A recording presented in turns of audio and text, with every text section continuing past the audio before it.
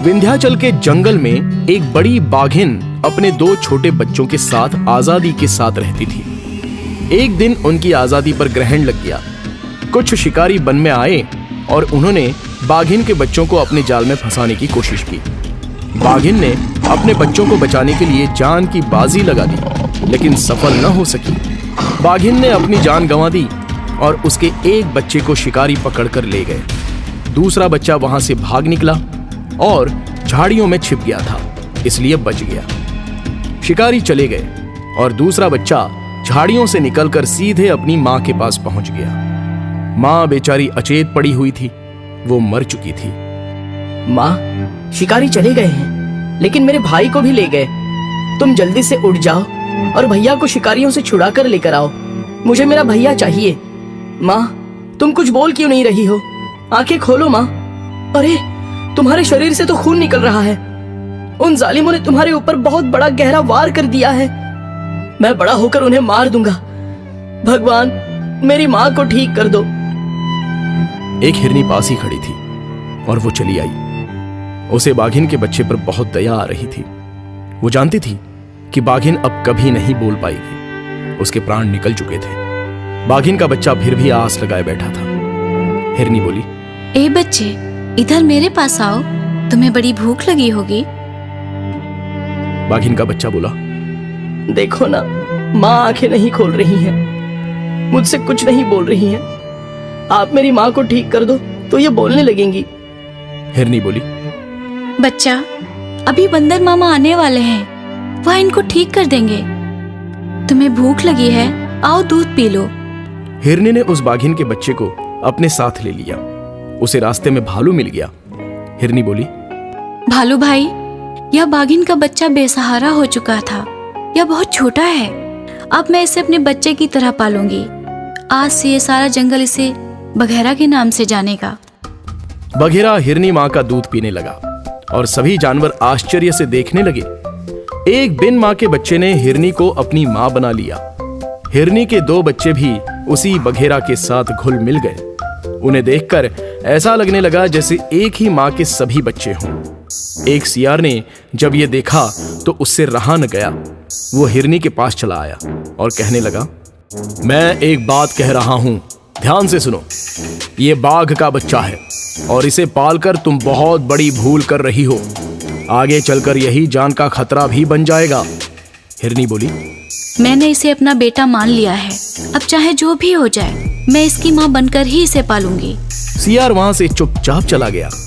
हिरनी अपने बच्चों के साथ ही बघेरा को भी पालने लगी। बघेरा सभी की रक्षा भी करने लगा था। वो धीरे धीरे बड़ा होने लगा था। एक दिन हिरनी जंगल में दूर जाने वाली थी। उसने बघेरा को पास बुलाया और कहा, बघेरा, देखो मैं जंगल में कुछ देर के लिए जा रही हूँ। तुम अपने दोनों भाइयों की अच्छी तरह से ख्याल रखना। बघेरा बोला, ठीक है माँ, मैं इनका अच्छी तरह से पूरा ख्याल रखूंगा। हिरनी चली गई और बघेरा के साथ उसके दोनों बच्चे खेलने लगे। एक बच्चा छोटू बहुत ही नटखट था। वो अचानक उछलते कूदते कहीं दूर निकल गया।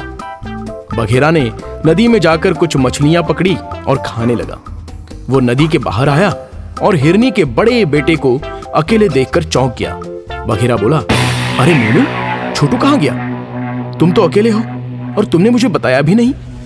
मोनू बोला, बघेरा भैया, छोटू बहुत ही बदमाशी करता है। अभी यहीं था, अचानक गायब हो गया। उसने जाते समय मुझे बताया भी नहीं। चलो चलकर उसे ढूंढते हैं। बघेरा और मोनू मिलकर छोटू को ढूंढने निकल पड़े, लेकिन उसका कहीं भी पता नहीं चला। इतने में हिरनी वहां पर आ गई। उसने इन दोनों को देखकर छोटू के बारे में सवाल किया। ये दोनों बेचारे भी छोटू को ढूंढ ही रहे थे। हिरनी बोली, अरे, तुम दोनों के साथ छोटू था, कहाँ चला गया? बघेरा बोला, माँ, हम लोग साथ में थे और वो अचानक भागकर कहीं गायब हो गया। हम दोनों उसे ही ढूंढ रहे हैं। हिरनी बोली, बघेरा, मैंने उसे तुम्हारे भरोसे छोड़ा था और तुम उसका ध्यान नहीं रख सके? यह तुम्हारी सबसे बड़ी लापरवाही है। इतने में वहां पर सियार आ गया और उसने हिरनी को उल्टी पट्टी पढ़ानी शुरू कर दी। उसने हिरनी के मन में गहरी शंका डाल दी।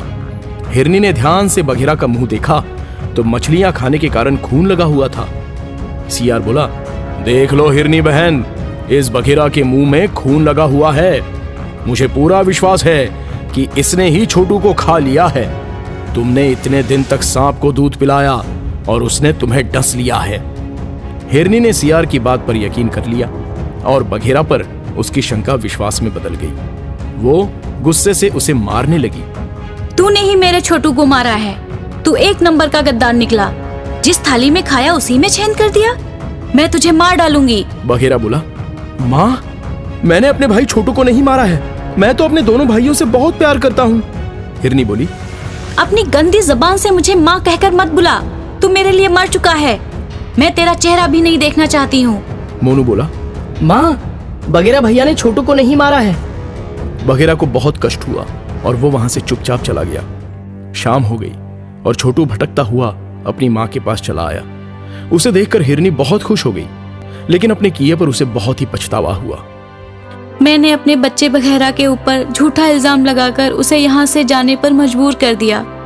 वह बेकसूर था, लेकिन मैंने क्या किया? मैंने उस पर विश्वास नहीं किया। मैंने अपनी जिंदगी की बहुत बड़ी भूल कर दी। अब मैं उसे ढूंढ कर लाऊंगी। अपनी गलती के लिए उससे माफी मांगूंगी और पश्चाताप भी करूंगी। हिरनी अपने दोनों बच्चों को साथ लेकर बघेरा की तलाश करने लगी। वो और उसके बच्चे बघेरा को पुकार रहे थे, लेकिन उसका कहीं भी अता पता नहीं था। तीनों निराश होकर लौट आए। मेरा बेटा बघेरा न जाने कहाँ चला गया। पता नहीं उसने कुछ खाया भी होगा या नहीं। मोनू बोला, माँ, हमारे बघेरा भैया बहुत ही अच्छे हैं। आपने उन्हें बहुत ही तकलीफ पहुंचाई। इतने में एक आहट हुई। बघेरा की परछाई नजर आई। दोनों बच्चे उसके पास दौड़ पड़े। उन्होंने माँ को भी अपने पास बुला लिया। हिरनी बोली, बघेरा, मेरे बच्चे, मुझे माफ कर दो। मैंने तुझ पर अविश्वास करके बहुत बड़ी भूल की। तूने कुछ खाया भी नहीं होगा। चल, मैं पहले तुझे खाना खिलाऊंगी। हाँ, कितना चेहरा उतर गया है। मुझे क्षमा कर दे बेटा। तो बघेरा बोला, माँ, आप बड़ी हो, मुझसे क्षमा मत मांगो। मुझे आपसे कोई गिला शिकवा नहीं है। मेरा छोटू वापस आ गया, इस बात की बड़ी खुशी है मुझे। छोटू, अब कभी भी ऐसा काम मत करना। हमसे बिना पूछे दूर मत जाना। बघेरा और दोनों बच्चे हिरनी से लिपट गए और उनकी आंखों में आनंद भरे आंसू बह रहे थे। गर्भवती हिरनी। एक जंगल में बहुत सारे जानवरों के बीच एक हिरनी भी रहती थी। वो गर्भवती थी और उसका एक बड़ा बच्चा भी था। एक दिन वो अकेले जंगल में दूर घास चरने के लिए चली गई। हिरनी दौड़ते हुए घने जंगल की ओर बढ़ गई। आगे चलकर एक जगह उसे सुंदर ताजी हरी घास दिखाई पड़ी। वो बहुत ही खुश होकर चरने लगी। वो बीच बीच में चारों तरफ देख लेती थी। उसके घर में स्थित बच्चा भी इधर उधर डोल रहा था, मानो कुछ बोल रहा था। हिरनी ने अपने पेट के बच्चे से बातचीत करना शुरू कर दिया। मेरे प्यारे बच्चे, मैं जानती हूँ तुम्हें भूख लगी है, इसीलिए उछल रहे हो। अरे रुको रुको, रुक जाओ। मैं तुम्हें खाना खिलाऊंगी जिसके लिए तुम मचल रहे हो। आहा, धीरज रखो। मैं तुम्हें मीठे बेर भी खिलाऊंगी और कई प्रकार के फलों का स्वाद भी चखाऊंगी। हिरनी ने घास के साथ साथ कुछ मीठे स्वादिष्ट बेर खाए और रसीले फल भी खाए। उसे बड़ा मजा आ रहा था और साथ साथ उसे अपने बड़े बच्चे की भी याद आ रही थी। जंगल में खतरे के आभास से ही वो उसे अपने साथ नहीं लेकर आई थी। कुछ देर के बाद हिरनी का पेट भर गया और वो वहां से लौटने की इच्छुक हो गई। इतने में अचानक उसके सामने एक खतरनाक शिकारी आ गया। शिकारी के हाथ में धनुष बाण देखकर हिरनी का कलेजा कांप गया।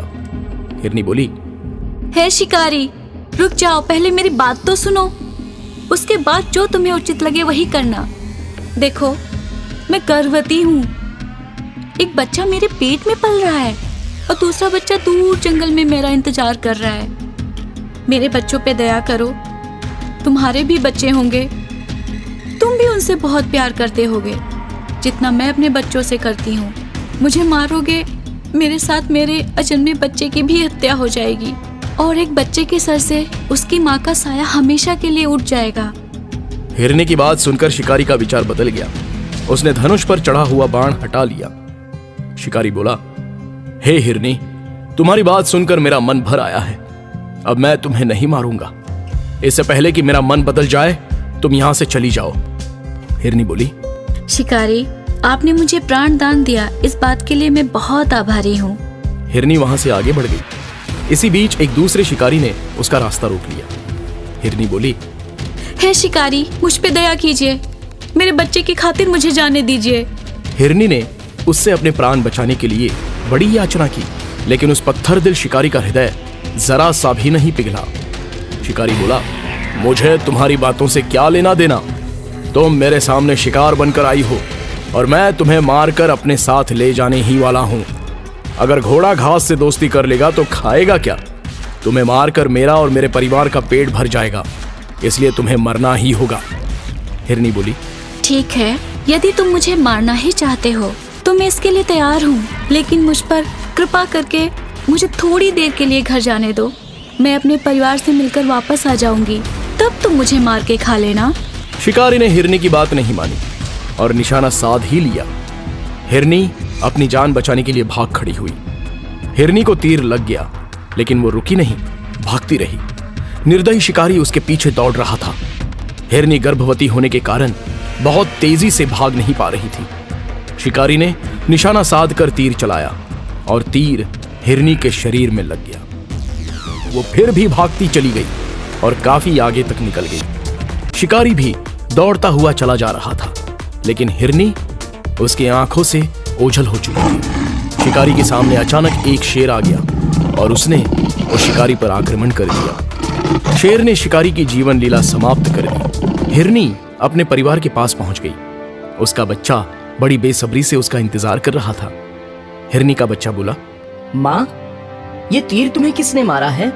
हिरनी बोली, एक निर्दयी शिकारी ने। बेटा, मुझे बहुत चक्कर आ रहा है। एक बंदर ने झट से आकर तीर निकाल लिया और वहां पर कुछ जंगली लाभदायक जड़ी बूटी लगा दी। हिरनी अपने बच्चे के पास चली आई। हिरनी बोली, बेटा, तुमने कुछ खाया? हिरनी का बच्चा बोला, हाँ हाँ माँ, खाया ना, बहुत कुछ खाया। बंदर मामा के साथ सचमुच बहुत बड़ा मजा आया।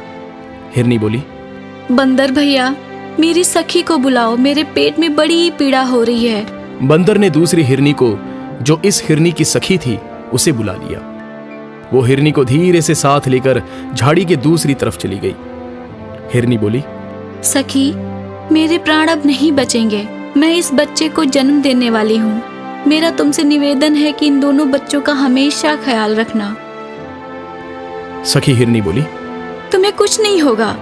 तुम्हारे बच्चों का मैं पूरा ख्याल रखूंगी, अपने बच्चों की तरह पालूंगी। हिरनी ने कुछ ही पलों बाद एक प्यारी सी बच्ची को जन्म दिया और हमेशा हमेशा के लिए दुनिया को अलविदा कह दिया। हिरनी की सखी और बंदर दोनों की आंखें नम हो गईं। हिरनी का बड़ा बच्चा भी बहुत दुखी हो गया। उसे ऐसा लगा कि उसकी मां दर्द के कारण सो गई है।